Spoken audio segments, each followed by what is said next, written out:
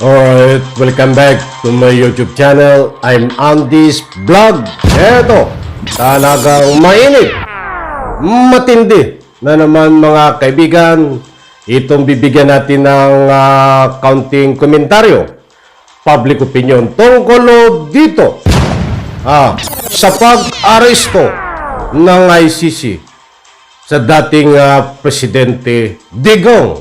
Naku po, halaka!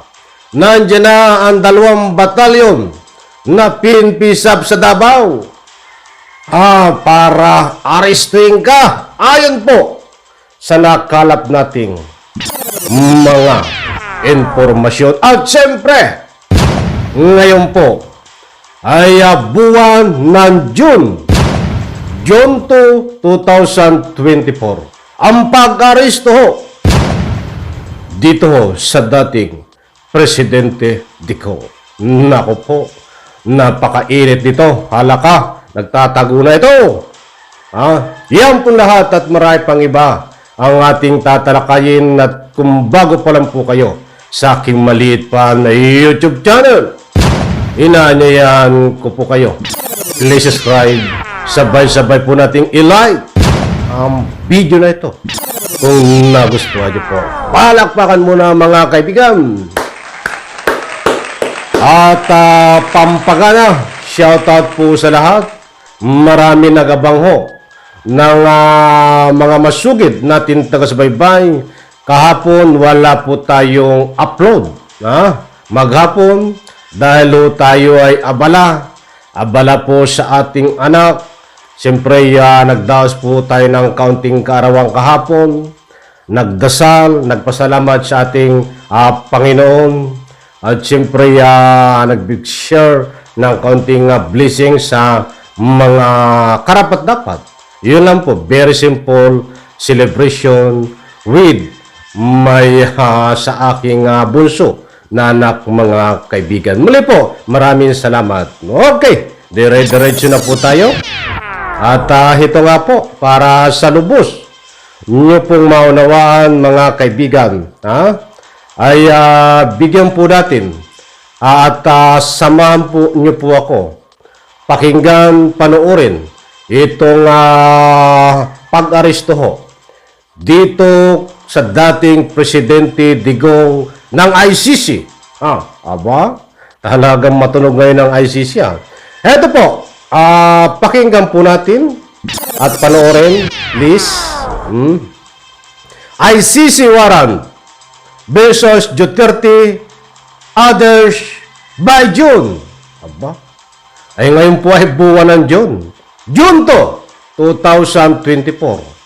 Ibig sabihin, itong buwan na ito ay buwan na hindi makakalimutan ng dating Presidente Digong kung ito po ay hindi aarestuhin. Itong buwan na ito ay napakalupit at sinusumpa ni Duterte kung aarestuhin nga ba ito ng ICC. Eto po. Nasa na tayo?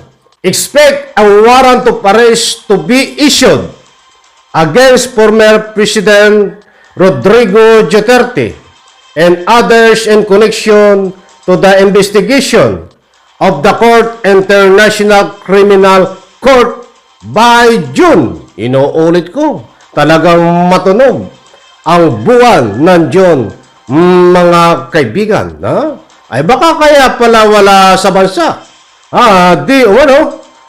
Dahil bilang isang mali ito na vlogger, tayo po ay nag-iikot-ikot. At kumukuha ng mga reliable information. But ito po ay muli kong ulitin, walang complete confirmation na talagang nandyan sa bansa, ibang bansa, itong dating Presidente Digong. Dahil nagpapagamot daw di umano, nagpapagaling ng kanyang sakit. Ay maniniwala ba naman kayo? Kung halimbawa nga, halimbawa nga itong dating Presidente Digong ay nandiyan po sa ibang bansa, ano po ang masasabi nyo? Kayo po ba ay naniniwala na ito ay nagpapagamot? Ha? Ay para sa akin ho, kung ako ang tatanungin nyo, ay makahindi ho ako maniniwala dyan. 10 salita yan, wala akong paniniwalaan. Lalong-lalo na sa ngayon, nga ito'y bunga ng Diyon, na itong ICC warrant ay ilalabas di umano. Siyempre, tumbukin na natin. Isang paraan ng pagtatago. Inuunahan nila. Baka sakali. Okay, ituloy natin. Para lubos po nating maunawaan, mga kaibigan. Itong stage na yung ICC investigation na patapos na at baka mag-request na sila ng warrant. Kaya ini-inspect natin ito mga June. At kung may spill over man to July, yung warrant, Trillanes said in media briefings. Di po ba? Kaunting pang unawa ho. Dahil baka sabihin nyo, sino ba itong si Trillanes? Ay alam ko, kukontrahin ng iba. Hindi naman sa pinapanigan natin si Trillanes. Nag-imper lang po tayo. Malaki ang kinatawan niya. At malaki ang impluensya. Malaki po ang kaalaman niya.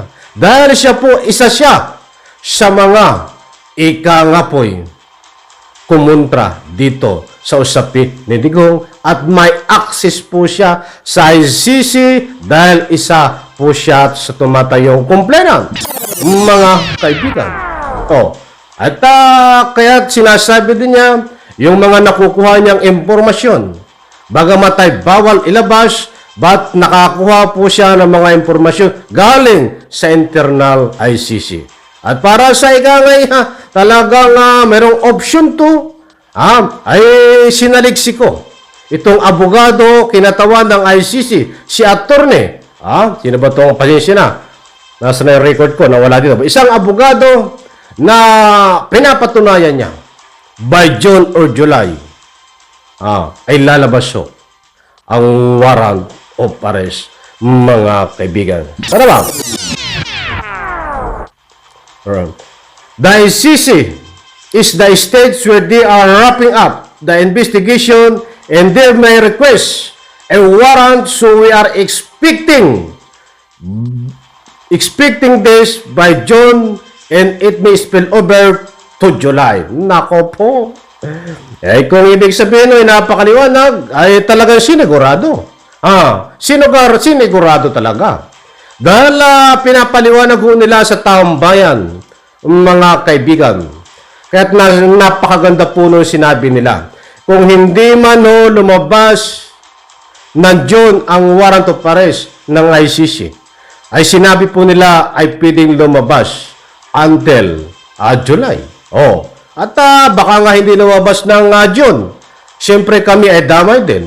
Sasabihin nyo, nagpapakalat kami ng fake news. Kaya't nagbatay po tayo sa pinangahawakan nitong artikulo na ito, GMA News Online. Bagamat po ito ay ilang weeks na nakakaraan, mahigit 1 linggo na. Itong GMA News Online na ito, na artikulo na ito, ay importanteng mahalaga ho na gamitin ko po sa inyo at ipaliwanag. Dahil ngayon po ay buwan na ng June.